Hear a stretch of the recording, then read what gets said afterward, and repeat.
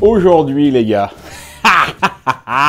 un film de chez Film, on appelle ça. Alors, à la fin de ma dernière vidéo, je dis ça. Pour la prochaine vidéo, on va se faire un bon vieux film bien rétro. Enfin, là d'où je viens, c'est un bon vieux film bien rétro. Et évidemment, vous avez été nombreux à choper la référence de Retour vers le futur. Et moi, ça m'a fait marrer parce que je voyais tous vos commentaires, alors que moi, c'était pas du tout ce film-là que j'avais prévu de faire, j'ai juste dit la phrase comme ça. Cela dit, on va quand même rester sur le même thème du voyage dans le temps, qui est au cœur de l'histoire du film dont je vais vous parler aujourd'hui. Pour l'avant-dernière vidéo de l'année 2023. Time Cop, motherfucker! Un film un peu à part dans la filmographie de notre Jean-Claude de Pas National. Bon, la vidéo va être encore une fois assez longue, désolé. J'espère quand même que vous la regarderez jusqu'au bout. Bien sûr, tu en doutes? Non, j'en doute pas, non, je vous fais entièrement confiance. Allez, on va foncer dans le bonheur. C'est parti!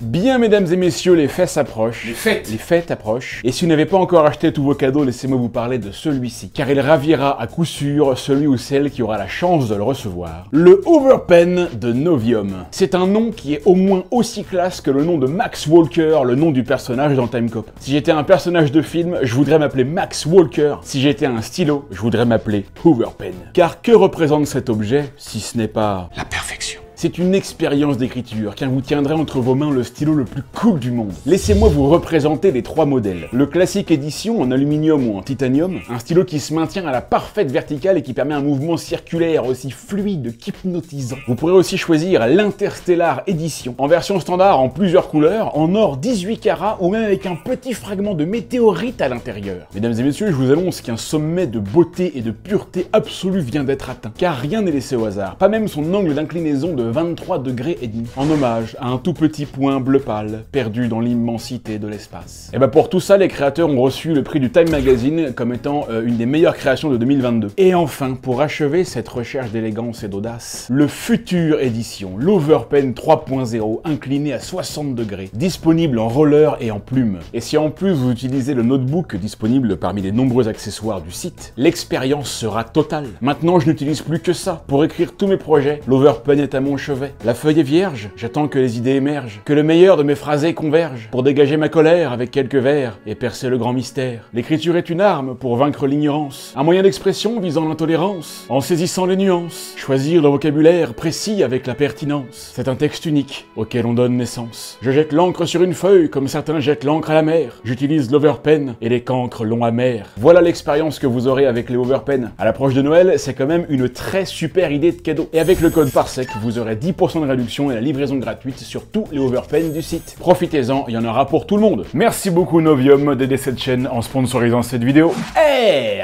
Time Cop.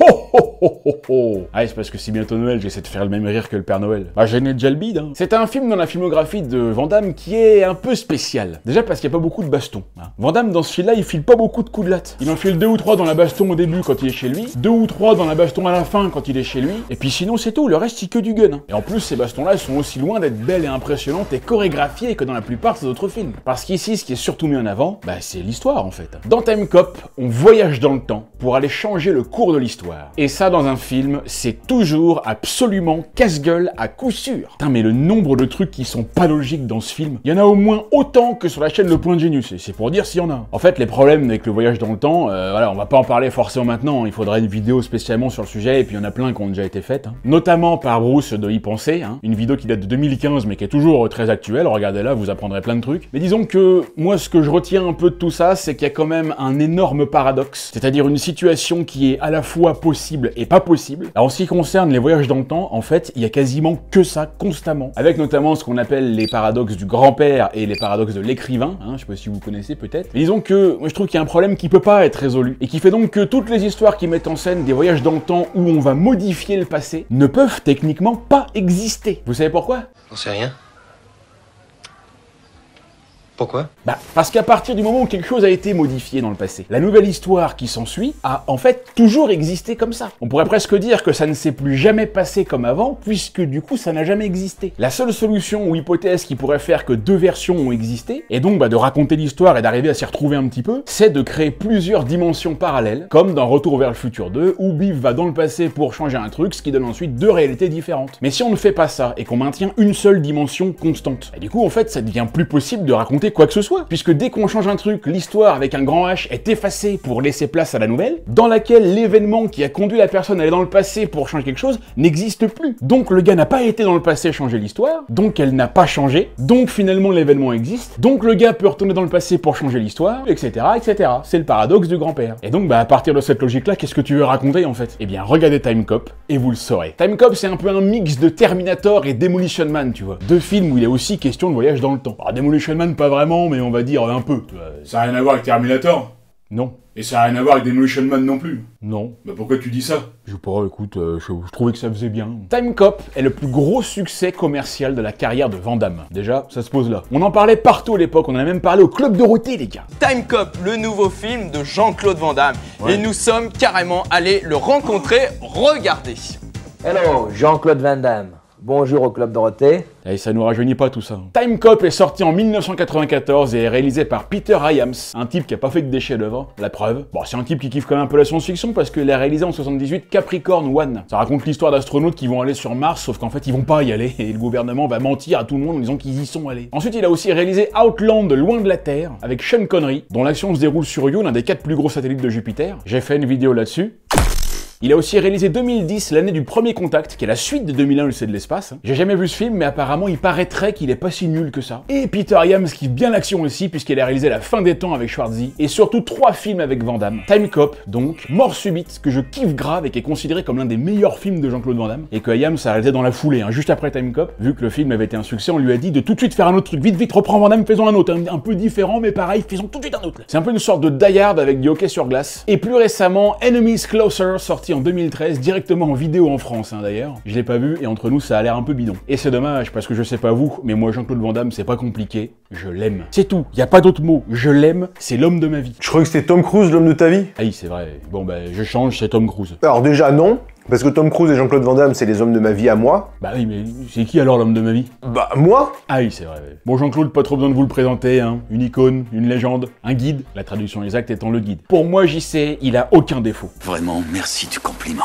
De rien, ça me fait plaisir. Il a fait plus de 60 films, mais moi j'en retiendrai juste 2 ou 3, les principaux. Bloodsport, Kickboxer, Full Contact, Double Impact, Universal Soldier, Chasse à l'homme. Il est dans mon top 3 celui-là. Street Fighter, Mort Subite, Le Grand Tournoi, Double Team, Piège à Hong Kong de Tsuark, très bon celui-là aussi. Répliquant, JCVD. Et le dernier en date où il nous a tous tellement fait kiffer, c'est bien évidemment Expendables 2 où il joue le méchant. C'est bon, je continue? Tu peux continuer. Non mais c'est bon, et on avait juste dit 2 ou 3. Dans Time Cop, on retrouve aussi Ron Silver qui joue le méchant sénateur McComb. Ron Silver, on le connaît surtout pour avoir incarné l'avocat Alan Dershowitz dans le film Le Mystère Van Bulow, alors ça c'est une petite VF, avec Glenn Close et Jeremy Irons, qui raconte un procès qui s'est vraiment déroulé pour une histoire de... je sais pas. Il y a aussi Mia Sara qui joue la femme de Van Damme. Alors Mia Sara, pareil.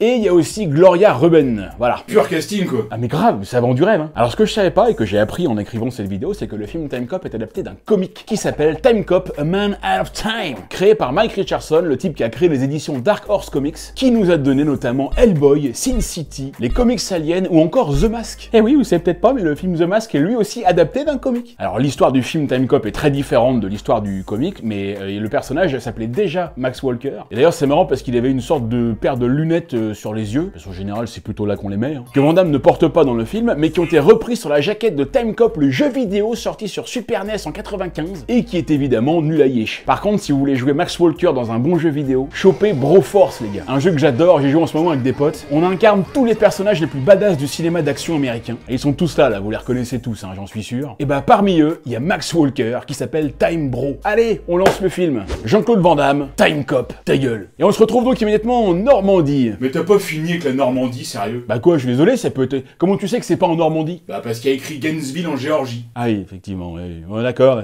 Bon ça va, tout le monde peut se tromper. Voilà, on a des types qui veulent passer et un autre qui leur barre la route, parce que... Vous allez me donner cet or. Ah oui, mais les autres qui sont pas d'accord. Maintenant que tu te barres, pauvre tâche, et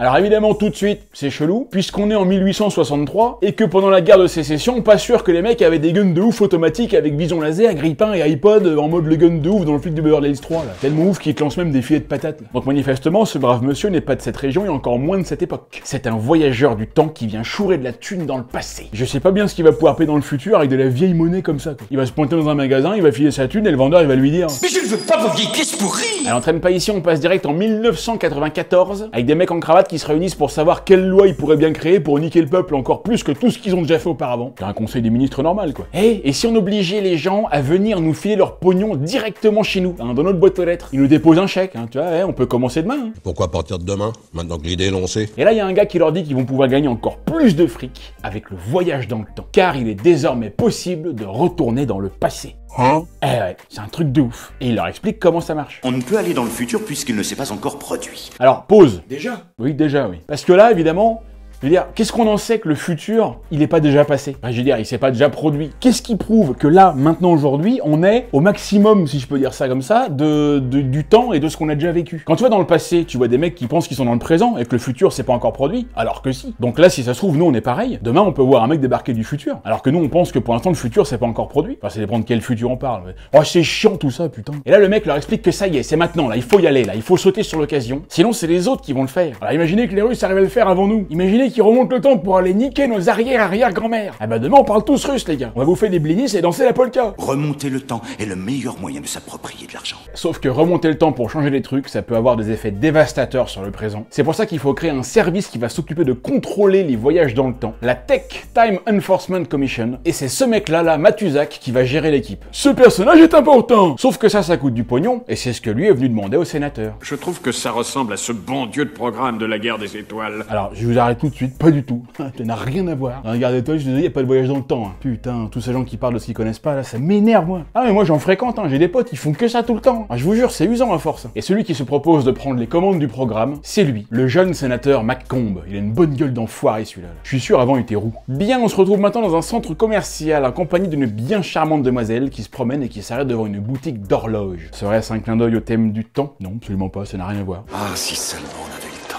Le temps de faire quoi? De t'en mettre une petite pétée derrière le comptoir, là. Vous ne laissez jamais passer une occasion? Jamais. Tout à l'heure, il y avait une dame en fauteuil roulant, je lui ai rempli le réservoir. Alors, t'es partante? Ça ira. Et voilà comment tu peux te gérer n'importe quelle nana. Tu lui parles avec classe, en mode yen solo de 12 par sec, et c'est dans la poche à coup sûr. Bon là, JC, il a pas de mérite, la meuf c'est sa femme. Et là, direct, Max Walker, il lui dit qu'il a un rendez-vous ce matin avec Matuzak. Et Matuzak, c'est lui. Donc Max va certainement bosser au tech et faire partie de la team des voyageurs du temps. Putain, mais le boulot de ouf quoi, t'imagines l'annonce? Recherche technicien de maintenance pour voyager dans le temps. Putain, mais moi je postule direct quoi. Je suis sûr que je gérerais grave à l'entretien en plus. Si vous pouviez aller une seule fois dans le passé, vous iriez où et quand? Ah bah direct, j'irai à Los Angeles le 23 janvier 2020 pour aller dire à Kobe Bryant de ne pas monter dans l'hélicoptère. Pour terminer, citez-moi votre plus grand défaut. Bah je dirais l'honnêteté. Non mais monsieur, c'est pas un défaut l'honnêteté. J'en ai rien à branler de ce que vous pensez. Et là, Max il repère un gars en roller qui s'apprête à chourer le sac d'une vieille, le salaud. Entre parenthèses, faut quand même être sacrément con pour chourer le sac dans un centre commercial fermé devant tout le monde où t'as aucune issue et n'importe qui peut te choper hyper facilement quoi. Et c'est d'ailleurs ce que fait Max. Wouah, ça, mais t'es mal à ce clat du gars quoi. Ça c'est la position parfaite pour lâcher une petite caisse. Est-ce que ce plan est pas génial, sérieux? C'est limite le plan du film. Je me rappelle quand je suis allé le voir au cinéma, vous savez, il y a des photos du film à l'entrée là en vitrine là. Et bah justement, il y avait pas cette photo là. L'autre va rendre le sac à la vieille et Max il remarque deux types qui le surveillent en haut là. Putain mais la coiffure qu'il a lui, avec sa chemise là. Et on, ça doit pas être facile de trouver une meuf avec ce style là. On s'habillait vraiment comme ça dans les années 90. Ce mec là c'est Richard Faraci. Personne ne le connaît évidemment, sauf moi. Parce qu'on l'a vu aussi dans Jackie Chan dans le Bronx. Un petit film assez mineur de la filmographie de Jackie Chan. Je suis allé voir au cinéma, on devait être 4. Bon, Maxou va retrouver sa meuf, il se balade. Et là, il y a un type qui les photographie sans leur demander leur avis. Et Max, il est obligé de payer, quoi. Non, mais attends, mais c'est n'importe quoi. Mais moi, le mec qui fait ça, mais je lui pète la gueule direct. À lui, son putain de perroquet, là. En plus, Max, il file de la thune, il sait même pas combien ça coûte. Mais c'est quoi ce bordel? Encore un coup des Chinois, ça. Bah pourtant, il a pas l'air chinois. Hein. Lui, non, mais son perroquet, oui. Pourquoi on n'irait pas chez nous approfondir ces pensées dont tu me parlais? Bon, pour l'instant, on peut noter que Max et sa meuf parlent principalement de cul. Hein. Et d'ailleurs, ils le font aussi. Ah non, mais ça commence très bien, ce film. Hein. C'est pour ça qu'il voulait absolument avoir le rôle de JC. Ah, tu m'étonnes, elle est pas mal, la Mia, là. Puis en plus, ils font pas semblant, quoi. Ouais, sérieux, non mais, franchement, hein. Ouais. Et ensuite, elle va lui dire la phrase qui gâche tout. La phrase que tu ne veux jamais entendre dans la bouche de ta meuf, surtout après avoir fait ça. Il y a quelque chose qu'il faut que je te dise. Oh non, non, merde, tout se passait bien, là. Qu'est-ce que tu vas me sortir encore, là? T'as rayé la bagnole? Non mais sérieux, non mais ne nous dites jamais ça. Ça, c'est le meilleur moyen de prendre un taquet. Bon, heureusement pour Max, elle a pas le temps de lui dire parce que le téléphone sonne. Merci mon Dieu. Elle lui demande de ne pas répondre, mais lui doit répondre. Si, il faut qu'il réponde. On sait jamais, c'est peut-être important, tu vois. Je veux dire, si ça se trouve, c'est quelqu'un qui a peut-être fait une erreur de numéro, tu vois. Si Walker. Ouais, si Han Solo, faut que tu viennes m'aider, je me suis coincé une aubergine dans le cul. Maintenant, Bon, c'était pas une erreur en fait. Donc il s'habille, sa femme est dégoûtée parce qu'elle voulait lui dire un truc important. c'est à cause de mon travail. Et oui, car le vrai travail de Max Walker est d'enlever les légumes que les gens se coincent malencontreusement dans la nuit. Ah non mais ça arrive beaucoup plus souvent qu'on le croit. Rien que moi, ça m'est arrivé 4 fois cette année. Ce mois-ci. Ce mois-ci, oui. Ah là, il sort et pam! Walker se fait défoncer la mouille par les deux types de tout à l'heure pendant qu'un troisième emmène sa femme. À la fenêtre, il y a un autre type qui regarde et on croit reconnaître l'autre bâtard d'enfoiré de sénateur là. Pourquoi tu dis que c'est un bâtard d'enfoiré? Bah parce qu'il est sénateur. D'accord. Max, eh bah Dizzy Boujou. Po, po. Et voilà, il est mort. Au revoir Maxou. À bientôt. C'était bien, même si ça n'a pas duré longtemps. Et non, car il n'est pas mort. Hein? Eh ouais, il avait un gilet pare-balles. Quel scénario incroyable. Il voit sa femme, il dit au méchant. Explosion, truc de ouf! La maison explose, sa femme est morte. Et là, Max Walker se transforme en Jean-Claude le Vénère. Jean-Jean l'œil du tigre. Ils vont le payer. On retourne dans le passé, en 1929 à Wall Street, au lendemain du krach boursier. Et on voit direct un homme mort au sol, certainement parce que lui aussi s'était coincé une aubergine et que le métier d'enleveur d'aubergine n'existait pas encore. Et là, on suit un type qui va à son bureau. Ça en fait 3 qui sautent cette semaine. Et si ça continue, Pete, vous allez perdre votre boulot. Seulement pour descendre, monsieur. Oh, elle est très belle celle-là. Ah, il s'y connaît bien en humour noir, lui. Enfin, il s'y connaît bien en humour, quoi. Le type se met à son bureau, lit le journal et sort ensuite un autre journal. Léger redressement pour la fin 2004. Journal de 2004. Qu'est-ce que ça veut dire? Mystère. Le type se met à entourer des trucs. Joli plan avec la caméra qui suit la plume du stylo. C'est peut-être un overpen. Et là... Ouais, je sais, c'est con, mais ça marche toujours, et moi j'adore. De toute façon, je préfère vous prévenir, j'en mettrai à chaque vidéo maintenant. Et là... Et ouais, Max Walker est là, il a donc bien pris le boulot à la tech. Ça va, cher associé? Ex-associé. Et Max dit à son pote qu'il a fait des conneries, voilà, que il est retourné dans le passé pour aller essayer de faire de la thune, et que clairement il est hors la loi. Donc il doit la ramener dans le présent. L'autre envoie 2 gars, mais rien de bien inquiétant pour JC. Salut! Comment ça va? Vous l'avez celle-là, j'espère. Et là, il nous fait un Spider-Max en marchant au plafond, en nettoyant le sol avec ses petites bouliches, et bam, bam, bam, bam, bam. Merci, au revoir. Moi, je suis désolé, mais ça mérite un Oscar. Voilà, il dit à son pote qu'il doit vraiment le ramener, et surtout, il veut savoir pour qui il bosse. Non, je ne peux rien dire. Un de ces hommes remonterait le temps pour tuer mes grands-parents. Ce serait comme si je n'avais jamais existé. Ma mère, mon père, ma femme, mes enfants, mon putain de chat! Oui, enfin, le chat, excuse-moi, on s'en fout un peu plus, hein. Ah bah moi, perso, je déteste les chats, donc... oui, j'ai ma carte au CCC, hein. Ah, mais vous verrez jamais un chat chez moi, hein. Ça je vous le dis, hein. Est-ce que tu as entendu parler d'Aaron McComb? Ah, on revient encore au même. Et là, il se jette par la fenêtre, Max le suit, et ils font une chute libre de... Ouh. Et là, pour le coup, ils ont vraiment fait la chute libre, hein. Lors du tournage, ils avaient carrément un câble qui passait dans leur pantalon, et ils ont vraiment fait une chute libre de je sais pas combien d'étages. Ça devait être ouf à tourner, ça. Max a le temps d'activer son Walkman avec option téléportation. Ça se faisait beaucoup dans les années 90, ça. Et et les voilà projetés vers le futur. Et alors là, les mecs se sont téléportés, mais devant tout le monde, quoi. On s'en fout. C'est-à-dire, personne va se poser des questions sur ce qu'ils viennent de voir. Les gens dans le passé, ils sont trop cons pour comprendre qu'il y a un truc bizarre, tu sais. Voilà, donc maintenant, on est en 2004, 10 ans plus tard. Le gars est donc jugé pour infraction à la loi 49-30 mais comme il préfère ne rien dire, retour à l'envoyeur. Et là, pour que ce soit encore plus chelou, il le renvoie exactement d'où il vient. Ce qui fait que tout le monde revoit l'espèce de passage bizarre, là. Putain, mais ils auraient pas pu exécuter la sentence autrement. Dans le présent, par exemple, puisque c'est un peu de là que vient le gars, quoi. Non, ils étaient obligés de le refaire voyager dans le temps devant tout le monde pour le tuer en public. En fait, les techs, là, ils en ont rien à foutre de leur truc. Les mecs gèrent les voyages dans le temps comme Arnaud gère sa chaîne Astronogeek, complètement à l'arrache. Et là, voilà donc l'équipe des techs avec le patron qui distribue les missions. Bernard, toi, je te confie une mission de la plus haute importance. Tu vas aller en Californie le 30 octobre 2012 pour empêcher le rachat de Star Wars par Disney, et tu vas convaincre George Lucas de réaliser lui-même les épisodes 7, 8, 9. Ah oui, non, mais je vous dis, si seulement on pouvait voyager à travers le temps. Tellement de choses que j'aurais voulu changer ou voulu vivre. Tellement de choses que j'aurais voulu effacer ou revivre. Mais tout cela est impossible, ami. Donc j'aspire un grand coup, et je souffle sur ma 40e bougie. Là-dessus, il y a les politicards qui arrivent pour vérifier si tout se passe bien et si le pognon est bien dépensé. Alors, vous avez réussi à empêcher des guerres, vous avez sauvé des vies, des trucs comme ça, non? Non, par contre, on a recommercialisé les cassettes 8 pistes. Et là, il y a McComb qui dit que de toute façon, lui, quand il sera président, parce qu'en fait, il veut devenir président, il interdira les voyages dans le temps parce que ça coûte trop de pognon de vérifier que tout se passe bien. Bah, je suis désolé, il a complètement raison. Et là, il dit à Walker qu'il trouve qu'il ressemble un petit peu à l'acteur, là, Jean-Claude Van Damme. Bah oui, c'est moi. Ah, je me disais aussi. Donc, c'est un film, en fait, tout ça. Exactement. Y a rien qui est vrai. Ok, hein, bah, très bien. Bon, bah, du coup, je rentre chez moi, hein. hein, dans ma voiture de 2004. Et voici une voiture de l'an 2000 telle qu'imaginée dans les années 60. Enfin là, c'était les années 90. Non, mais le film est réalisé en 94 et se passe en 2004. Les mecs pensaient vraiment que 10 ans plus tard, les bagnoles ressembleraient à ça. Mais qu'est-ce qu'ils ont dans le crâne? Macomb dans sa bagnole, il mange des petits biscuits, mais comme c'est pas assez salé, il s'énerve. Ah mais moi je le comprends, mais quand c'est pas assez salé, c'est pas bon. Et là, il dit qu'il va avoir une conversation avec Walker. Le genre de conversation qu'un homme se rappelle toute sa vie. Non, c'est pas qu'un homme se rappelle toute sa vie, c'est dont un homme se rappelle toute sa vie. Putain, il sait même pas parler français, quoi. Il veut être président des États-Unis. En même temps, on s'en fout qu'il parle pas bien français. Tant qu'il parle bien anglais comme Joe Biden. America is a nation that can be defined in a single word. I was going to put him Et là, Max déballe tout à son chef. C'est Macomb qui a envoyé son ex-associé dans le passé pour voler de l'argent pour sa campagne électorale. Parce que de toute façon, c'est comme d'habitude. C'est Magouille et compagnie, tout ça. Et c'est pour ça qu'il veut faire fermer le service maintenant. C'est pour pas qu'on le fasse chier s'il va retourner dans le passé. Parce que tout ça, c'est que des tricotages et des maquignonnages. C'est une drôle d'affaire pleine de coups d'escopette, de transporteurs de fonds et puis de grosses galettes. Si je n'ai pas le droit de retourner dans le passé pour la sauver, cette espèce de fumier n'y retournera pas non plus pour piquer du fric. Putain, mais alors lui, il a encore une photo de sa meuf, quoi. Il est toujours là-dessus, quoi. Mais elle est morte il y a 10 ans, t'es toujours pas passé à autre chose. Bah, mon gars, tu devrais, parce que je peux te dire qu'à l'heure qu'il est, elle en aurait eu au moins 350 autres. Bon, ça fait, hein. Bon, il rentre chez lui dans ce qui a l'air d'être, quoi, une Tesla du futur. Alors, autant à l'intérieur, je veux bien que ce soit cool. Mais alors, à l'extérieur, ça fait tellement plastique et grossier que c'en est franchement dégueulasse, quoi. Un peu comme Affida Turner. Il ouvre la porte de chez lui et direct... Il n'y a pas de nouveaux messages. Et donc, c'est pratique, ça, quand tu veux rentrer chez ton secret sans réveiller personne. En même temps, il est tout seul. Puisque sa femme est morte, assassinée, dans d'atreuses souffrances, horribles circonstances, violée. Non, il n'a pas été violé. Si. Télévision.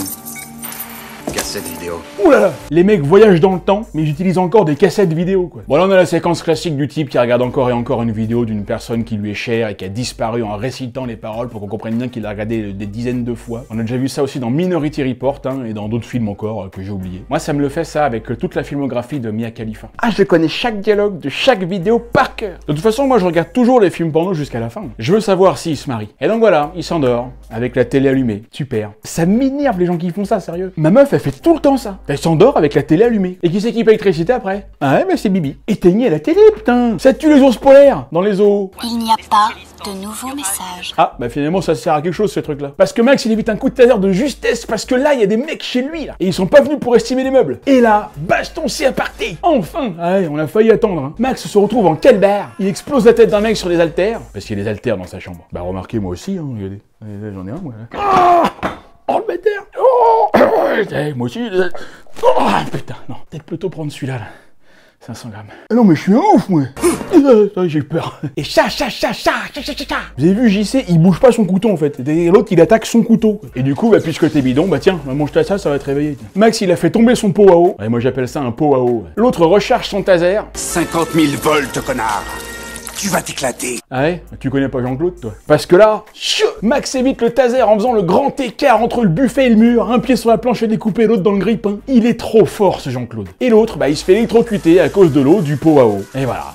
Tout est bien qui finit bien. Voilà une bonne position pour préparer son petit-déj. De retour au QG, son patron lui dit qu'à partir de maintenant, il va avoir une nana de la police des polices qui va le suivre partout. Parce que vu que son ancien partenaire a fait des conneries, bah lui maintenant il peut plus lui faire confiance. Et là, attention, mesdames et messieurs, dames, voici le plan le plus important du film. Attention, voilà. Voilà, vous avez... Bon, alors j'ai flouté, évidemment, hein, mais normalement, on voit tout, hein, bien sûr. Belle mise en scène, beau décor, belle lumière, beau costume. Hein. Vous imaginez, j'ai vu ce film donc au cinéma, comme je vous l'ai dit, il est sorti en 94, je suis en 84, j'avais donc 10 ans. Et c'est à ce moment-là que le petit garçon que j'étais a compris qu'il n'y avait pas que le cinéma dans la vie. Bon, et sinon, soyons sérieux une minute, pourquoi il y a une femme à poil, là, d'un seul coup, là? Bah c'est parce que les mecs bossent, enfin, ils sont au boulot, tout simplement, bah oui. N'empêche, à ce moment-là, on est en 94, déjà les mecs avaient compris l'intérêt des casques VR. Et là, le type leur dit qu'il y a un truc qui cloche à Washington en 1994. C'est-à-dire non seulement les mecs sont connectés à n'importe où, mais aussi à n'importe quand. Hein? Ouais, je sais, non mais ça n'a aucun sens. En tout cas, Max et l'agent Fielding, ils vont direct. Alors là, c'est chelou parce que autant quand ils sont dans le passé, ils ont juste appuyé sur un petit bouton à leur ceinture pour revenir dans le présent, dans le futur, autant là pour aller dans le passé. Donc par là, ils doivent monter dans une sorte de petite navette fusée qui va les propulser dans le temps. Hein? Ouais, mais pourquoi? C'est pas logique. Max et Fielding montent dans le truc, attention, le décompte perd. Attention, c'est parti, on y va, donc, bande d'enculés! Ils sont partis dans les couloirs du temps. Et bim, ils arrivent dans la flotte. Hein? C'est chiant ça. Non mais attendez, pause, juste. Est-ce que vous pouvez nous expliquer une minute comment ça marche votre truc là? Comment on sait où est-ce qu'on arrive? Pourquoi ils arrivent là dans la flotte là? Pourquoi on peut pas les faire arriver ailleurs? Ou alors ils arrivent exactement d'où ils sont partis 10 ans plus tard, sauf que là, à l'époque, il y avait de la flotte là. Ça a changé à ce point-là en 10 ans. Et d'abord, elle est où l'espèce de navette fusée dans laquelle ils étaient là? Pourquoi elle a disparu et eux ils sont encore là? Est-ce que ça leur permet d'atteindre une certaine vitesse du genre il faut qu'ils atteignent 88 miles à l'heure pour se voyager? Sauf que dans Retour vers le futur, bah la DeLorean elle part aussi, alors que là la navette elle reste sur place. C'est complètement fucké. Allez, ils arrivent sur place et comme par hasard, il y a écrit McComb sur le mur. Ils décident de faire 2 groupes de 1 pour pouvoir encercler les méchants. Walker passe au-dessus et il les entend en contrebas. Pourquoi on dit en contrebas? On peut pas juste dire en bas, ça suffit, on comprend. C'est comme les contre-allées. Pourquoi on dit contre-allée? On peut pas juste dire une allée. Ouais, bah c'est pas la question. Oui, bon bah d'accord. Bah alors là, donc McComb, bah, il est en train de parler avec un associé. Et l'autre lui dit qu'il faut qu'il se barre parce qu'il croit pas au projet et qu'il a pas assez de courage. Et nous en Normandie, on dit il a pas de couille au cul.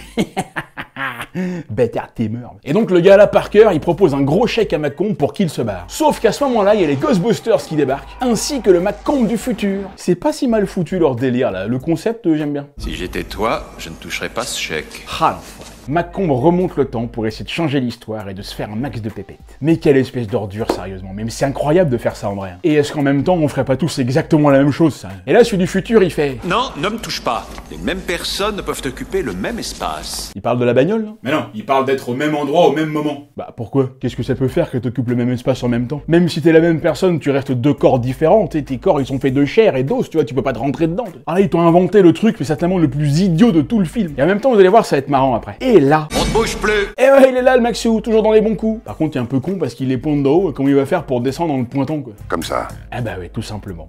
Elles sont fortes, ces meufs. Max descend, il chope l'enveloppe. McComb lui dit qu'il devrait le laisser faire parce que quand il sera président, il compte rétablir le droit de cuissage. Du coup, Max redonne l'enveloppe. Et là, il lui fait... Je crois que vos prévisions sont sans avenir. Les vôtres aussi. Oh non, c'est pas possible, mais j'hallucine. La salope. Elle le trahit, c'est pas vrai, mais pourquoi? Chienne indisciplinée et stupide. Elles sont fortes, ces meufs. Ne dis à personne que je t'ai tué. Ne dis à personne que je t'ai tué. McComb du turfu tue son associé, ensuite il va pour flinguer Walker, et c'est parti pour la bonne scène de tatane dans ta gueule. Un mec essaie de le défoncer, mais pas balayette arrière en mode Johnny Cage dans Mortal Kombat. J'adore quand il fait ça, Jean-Claude. Il le fait aussi justement dans la scène de baston de rue dans Chasse à l'homme, chef-d'œuvre. Là c'est marrant parce que McComb du passé essaie de se casser, mais Maxou lui fait une petite pichenette, et bam! Et du coup il y a une petite cicatrice qui apparaît tout de suite sur le visage de McComb du futur. Mais là encore une fois il y a un truc qui va pas, puisqu'à partir du moment où celui du passé a une cicatrice en 1994, celui du futur aurait toujours dû la voir, dès le début là. Enfin je crois, ça me semble logique, non? Max balance un mec dans la fumée ultra froide, l'autre il se retrouve avec le bras gelé comme dans Snowpiercer, et bam! Allez mon gars, alors c'est moche, hein. Alors c'est chelou et c'est moche. Sauf qu'il y en a une qu'on aurait presque oubliée, c'est Fielding. Pam mon gars dans la tronche. Elle revient pour péter sa gueule à Walker, qui reste un grand prince même dans l'adversité. Je ne me bats pas avec une femme. C'est beau, franchement c'est beau. On peut saluer le geste. Oui, bon bah tout le monde peut changer d'avis. Et d'un seul coup, bim, McComb tire sur Fielding, on sait pas trop pourquoi. Certainement parce que c'est un méchant et qu'il fait des trucs de méchant. Il repart dans le futur en arrière. Putain, c'est chaud ça quand même. Ça veut dire que quand t'arrives dans le futur, t'arrives en arrière comme ça, tu vois pas ce qu'il y a derrière toi, tu peux foncer dans quelqu'un quoi. Max aussi, lui il est chaud, il y va en courant. Et là, il arrive dans le futur, à nouveau en navette. Mais... pourquoi? Expliquez-nous. Tu pars avec, t'arrives sans, tu repars sans et tu reviens avec. Je sais pas. Est-ce que quelqu'un a compris le concept? Expliquez-moi en commentaire, moi je sais pas. Est-ce que le réalisateur lui-même a une explication? Est-ce que le scénariste était un élève de CM1 peut-être? Non mais sérieux! J'exige de comprendre! Et là bien sûr, tout a changé. Maintenant c'est McComb qui dirige le service et qui est en passe de devenir président. Et là c'est étonnant parce que Walker ça l'étonne. Tu sais, il est en mode... Hein? Alors bien sûr, tout a changé. Quand il est parti, c'était pas comme ça. Quand je suis parti, ce n'était pas comme ça. Mais justement, c'était comment alors? Si McComb a changé l'histoire, alors Max Walker, qui vivait dans cette histoire changée, bah en fait, pourquoi il est parti dans le passé alors? Parce que dans son histoire qui était pas changée, sa mission c'était d'aller dans le passé pour empêcher McComb de se voir lui et de changer l'histoire, sauf qu'il a pas réussi. Donc ça veut dire que l'histoire, puisqu'il ne peut y en avoir qu'une seule, a été changée, et a donc toujours été celle où McComb a géré et a pris le pouvoir. Et c'est dans cette histoire que vit Walker, comme tous les autres. Donc pourquoi il serait allé dans le passé? C'était quoi le but de sa mission? Bah il y en avait forcément une, puisque quand il revient, son boss lui dit: vous avez de la chance d'être revenu, l'installation va être démontée. Alors déjà, le vous avez de la chance d'être revenu, c'est style bah y en a qui ont pas de chance et des fois ils reviennent pas, t'sais. Ouais, bah demande à Marty, c'est pas le pied. Et là, Walker dit que McComb a tué sa partenaire, Fielding, sauf que Matusak, il dit qu'il la connaît pas. Alors là, techniquement, c'est complètement possible qu'ils la connaissent pas. Mais alors la question que je me pose, c'est quoi l'histoire de cette meuf là maintenant? Puisque dans cette nouvelle version de l'histoire, elle est pas partie avec Max, parce que sinon Matusak, il aurait été au courant. Donc si elle est pas partie dans le passé, elle a pas pu se faire tuer. Donc elle doit être vivante là, sauf s'il y a eu un accident ou autre chose. Donc en fait, le vieux McComb tue sa version du futur dans le passé, mais en changeant lui-même l'histoire, il fait qu'elle ne part plus et qu'il ne la tue plus. Mais si elle part plus, elle aurait pas dû être là depuis le début, puisque maintenant l'histoire a toujours été comme ça. Donc comment ça se fait qu'elle était là quand même? Vous voyez un peu le bordel des paradoxes des voyages dans le temps, c'est juste génial en fait. Alors une petite scène intéressante dans laquelle McComb dit que Walker a dû revenir du coup et tout raconter à son boss, mais que l'autre il va rien comprendre puisque l'histoire a changé, et que pour être tranquille, il faudrait tuer Walker. Vous le faites tuer avant qu'il rejoigne la tech. Voilà, ça explique pourquoi au début du film, il y a des gars qui débarquent pour essayer de le tuer. Ce qui veut donc bien dire que l'histoire a toujours été comme ça et que c'est cette version-là, dans laquelle Fielding n'est pas partie, qui est la bonne. Sauf qu'elle est partie puisqu'elle est encore bloquée dans le passé. Peut-être que le changement, c'est que les mecs ont merdé parce que Max est pas mort, ils ont pas réussi à le tuer. Mais alors pourquoi ils ont pas essayé de le retuer après? Ils ont dû savoir qu'il est pas mort, puisqu'il est toujours là, ils le voient. Ils auraient donc pu le tuer à 100 autres occasions. Walker dit qu'il faut qu'il retourne dans le passé pour aller voir si Fielding est toujours vivante, pour la ramener pour qu'elle témoigne contre McComb. Sauf qu'ils ont plus le droit d'utiliser les navettes parce que McComb a fermé le service. Et il est pas con, McComb. Il est pas con. Mais rien à foutre, ils aiment quand même s'ils sont que deux. Une erreur de vitesse ou de trajectoire et je fais de vous une omelette. Alors de vitesse peut-être, mais je vois pas comment tu peux faire une erreur de trajectoire quand le truc est posé sur un rail et qu'il y a qu'une seule ligne droite. Si tu fais une erreur de trajectoire, c'est vraiment que t'es bidon. Allez, il prépare la navette, sauf que là il y a des gardes qui arrivent, ils shootent Matusak, putain, fait chier, non, il était super cool lui. Il arrive quand même à activer le truc avant de mourir. Les deux mecs se font cramer et Walker repart dans le passé. Et attention, regardez bien où il arrive. Il arrive sur une route avec un camion qui arrive, fais gaffe, tu vas te faire écraser, putain, mais baisse-toi non.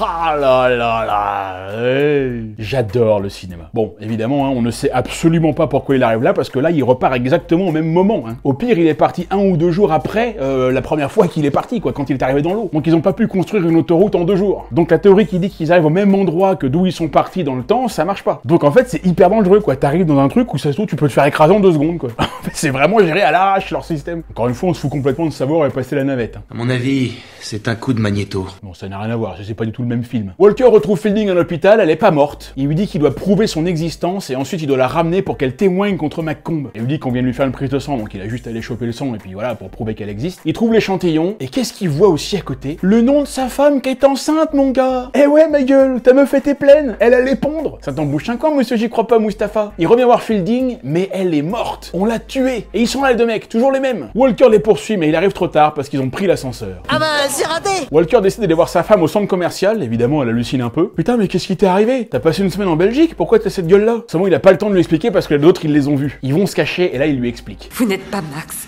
Si c'est moi, avec 10 ans de plus. Et là, pour lui prouver que c'est bien lui, elle lui demande de dire un truc sur elle que lui seul connaît. Ah, quand ta culotte est très sale, tu racles le fond pour le mettre dans ton café pour relever un peu le goût. C'est un peu gluant, mais appétissant. Mais alors, c'est toi? Et là, il va lui dire qu'en fait, rien en fait. Voilà, c'est-à-dire qu'il ne va rien lui dire d'important. Rien qui nécessitait qu'il se montre à elle maintenant. Bon, maintenant, on la retrouve à la maison et on revoit la scène. C'est d'ailleurs dommage qu'on ne revoit pas à nouveau la petite scène de juste avant, mais bon. Bon, du coup, je vais me la remettre une fois quand même. Le téléphone sonne, Melissa descend et voit le vieux Max. Et qu'est-ce que tu fais là? Tu viens de faire un petit café? Bah non, j'ai pas de culotte sale. Et il lui dit qu'elle doit absolument le retenir là-haut et qu'il ne doit pas descendre. Mais pourquoi? Mais parce que tu te rends pas compte. Dehors, il pleut, il va être tout mouillé. Le vieux Max sort et là...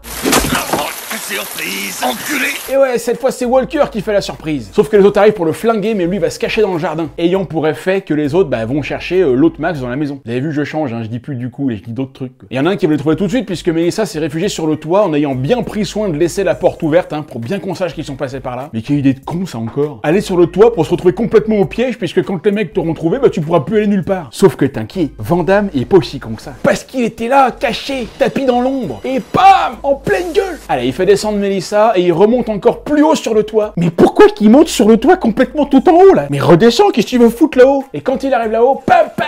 Il y avait un méchant là, lui aussi il était sur le toit. Mais qu'est-ce qu'ils ont tous à vouloir absolument aller tout en haut sur le toit? Pendant ce temps-là, il y a un autre dans le jardin, il est tellement con qu'il va confondre Walker avec un pull qui sèche. Bah je sais pas, écoute, le truc n'a pas de jambes, pas de tête. Mais on sait jamais, peut-être que Walker elle se cache dedans, donc on va tirer quand même. Pauvre con. D'où ma question. Est-ce que vous avez déjà vu un film d'action comme ça, dans lequel ces mecs-là, on va les appeler les sbires, ou les hommes de main du méchant, sont des gens intelligents. Des mecs qui font des trucs qui ne sont pas des conneries, à tel point que ça va t'étonner. Citez-moi en commentaire un film où il y a un mec qui fait un truc comme ça intelligent. Je suis sûr qu'il n'y en aura pas beaucoup, parce que tous ces mecs-là, c'est vraiment rien qu'un tas de niaiseux. Max débarque et paf, dans les balls. Il rentre chez lui, et là, qui c'est qui est venu dire bonjour? McComb en personne, et il a pécho Melissa, et il déclenche le compte à rebours de la bombe. Et là, on va avoir un exemple, et peut-être même l'un des plus beaux, qui montre à quel point les hommes de main sont des idiots. Écoutez bien. Allez chercher le jeune Walker, je veux voir ce spectacle. Il est mort. Il est pas con, lui? Non mais sérieusement, es-tu abruti? T'as le vieux Walker devant toi qui est vivant, donc par une putain de déduction logique, ça veut dire que le jeune n'est pas mort. Et l'autre il dit non non, il est mort, c'est bon. Et le jeune il est là, il est en flinguin, mais le grand teubé il se jette sur lui et le défonce. Il a enfin compris que c'est le jeune qu'il faut tuer en priorité, parce que du coup t'auras le vieux aussi. Comme ça c'est bonnard, tu fais qu'un voyage. Sauf que Max le vieux il arrive par derrière, et bam, bam, et je peux. Bon en attendant, il y a une bombe qui va péter dans 2 minutes, donc faudrait voir à se grouiller le fion quand même. Max rejoint McComb et sa femme, ils discutent un peu le bout de gras. McComb dit que Walker est revenu dans le passé pour tricher et changer l'histoire, donc il vaut pas mieux que lui en fait. Il a raison. Mais Walker lui répond qu'il ne change pas le passé. Il rétablit la vraie histoire parce qu'au départ c'est McComb qui est venu changer le passé. Et ils ont raison tous les deux. McComb dit qu'ils vont mourir tous les 3 dans l'explosion mais que lui s'en fout parce que son jeune lui va devenir président et va changer le cours de l'histoire. Donc ça veut dire qu'il n'aura plus à retourner dans le passé pour faire tout ça. Donc il ne s'empêchera pas lui-même de revenir dans la société, qu'il ne tuera pas Walker et Melissa, et que Walker sera donc encore là pour faire foirer ses plans. Donc il faudra qu'il retourne dans le passé pour le tuer et qu'il mourra donc comme ça, etc., etc. Vous avez compris. En fait non mais avec ça on comprend que c'est tout simplement pas possible de voyager dans le temps sans te foutre un bordel. Et là, Vlatipak, le jeune McComb débarque. En voilà une surprise. Le vieux lui demande qu'est-ce qui est venu foutre ici. C'est toi qui m'as laissé un message au standard du Sénat. Je ne t'ai pas laissé de message, espèce d'idiot. Eh ouais, Walker a dit au jeune McComb de venir aussi pour qu'il y ait plus de monde pour la chouille. Là, Walker fait un signe à Melissa pour qu'elle le tape dans les balls, et peu, elle le fait direct, mais elle se prend une balle au passage. Et Walker, qu'est-ce qu'il fait? Ne l'approchez pas de moi. Les mêmes personnes ne peuvent occuper le même espace. Et alors là, c'est génial parce que Walker, il va balancer le jeune McComb vers le vieux, et le vieux, il gueule, mais en restant sur place, immobile. Il aura eu 10 fois le temps de se pousser, tu vois, ou juste de faire ça. Mais non, il reste bien à sa place. À la suite de quoi, les deux McComb se transforment en une espèce de bouillie horrible. Ils fusionnent en fait, et puis voilà, alors ça donne ça. Et ne cherchez surtout pas l'explication, car il n'y en aura aucune. Et en même temps, c'est marrant. C'est peut-être le truc le plus con du film, mais c'est marrant. Allez, il reste 10 secondes, Walker a juste le temps de choper Melissa et de sortir de la maison. Il descend au ralenti, alors que l'horloge, elle défile normalement. Bah c'est con, faites pas ça, il va prendre encore plus de temps à descendre. Non, c'est le contraire qu'il faut faire. Mettez le compte à rebours au ralenti, et puis lui, quand il descend, vous accélérez le plan. Comme ça, il a vachement le temps de sortir, tu vois. Bah mais ça s'appelle du montage vidéo, les gars. Ouais, mais si vous savez pas, vous me demandez. Allez, attention. La belle maison, oh là là, elle est toute cassée maintenant. Allez, il dépose sa femme auprès de lui, c'est beau. Il revient une dernière fois dans le futur, donc dans son présent à lui, et l'histoire a encore changé, puisque maintenant il y a écrit Parker du nom de l'associé de tout à l'heure, que normalement McComb a quand même tué, hein, puisque quand Walker est revenu une deuxième fois dans le passé pour aller voir Fielding, il l'a fait après les événements d'entrepôt, donc l'autre associé là, Parker, il est mort quand même. Alors soit c'est quelqu'un de sa famille qui a repris la boîte, soit ils ont donné son nom en hommage, je sais pas, faut demander au réalisateur. Attendez, j'appelle Hollywood. Walker revoit son patron vivant alors qu'il s'était fait tuer tout à l'heure, hein. Et partant donc de cette réalité-là, qui maintenant est et a toujours été la bonne, bah on ne sait pas non plus pourquoi Walker a dû retourner encore dans le passé. Et le truc un peu chelou aussi, c'est que tout a changé, d'accord, et donc ça doit faire un peu bizarre à Walker. Mais en même temps, il le sait que ça a changé, puisqu'il y est allé pour ça et qu'il a tué McComb. Donc normalement, ça ne devrait pas l'étonner. À partir du moment où le jeune McComb est mort, rien de tout ça ne s'est passé, et donc il sait très bien qu'en rentrant, il verra son patron qui est vivant. Sauf que là, il est encore hyper étonné, quoi. Il demande pour McComb, Matthew Zach lui dit que ça fait 10 ans que le type a disparu sans donner de nouvelles. En rentrant chez lui, il croise Fielding qui ne le connaît pas, évidemment, hein. Et là, scène de fin absolument incroyable. Il rentre chez lui, et qui c'est qu'il voit pour la première fois? Son fils de 10 ans. Ce type beau, sans déconner. Et lui, il est censé kiffer son fils comme un ouf, alors qu'il ne l'a jamais vu. C'est quand même bizarre. Techniquement, il devrait pas ressentir grand chose, en fait. Mais bon, c'est Van Damme. C'est quand même une petite larme de ouf, quoi. Vous voyez, non, mais ça, voilà. Vous voyez, encore une fois, moi je dis que rien que pour cette larme, eh ben, il devrait avoir au moins une nomination aux Oscars. Sa femme arrive, elle lui dit qu'elle a fait du bon café bien salé. Ils rentrent chez eux. Et fin! Et voilà tout ce que je pouvais vous dire sur le film Time Cop. Alors, qu'est-ce que vous en dites? J'assure ou j'assure? Oh bah voilà, écoutez, c'était un film bien cool, hein, à la fois très con, et peut-être pour autant l'un des moins cons de la carrière de Van Damme. Si vous kiffez le duo Van Damme-Iams, le réalisateur, matez Mort Subite, vraiment, il est très sympa aussi. Allez, il nous reste une dernière vidéo à faire avant la fin de l'année, et elle sortira très probablement le jour de Noël, 24 ou 25 par là. Vraiment désolé si je suis pas hyper présent sur Twitch en ce moment. J'ai pas mal de trucs à faire, des trucs que j'essaye de préparer un peu pour l'année prochaine, donc je mets un petit peu ça de côté pour l'instant. Je vais quand même essayer d'en faire au moins un en décembre, et je reprendrai le rythme normal en janvier. Et je vous rappelle l'offre Novium, avec le code PARSEC, vous aurez 10% de réduction et la livraison gratuite sur tous les overpens du site. Allez jeter un coup d'œil. Allez, je vous dis à très bientôt pour un prochain épisode. C'était Yann Solo sur 12 Parsec. Ciao.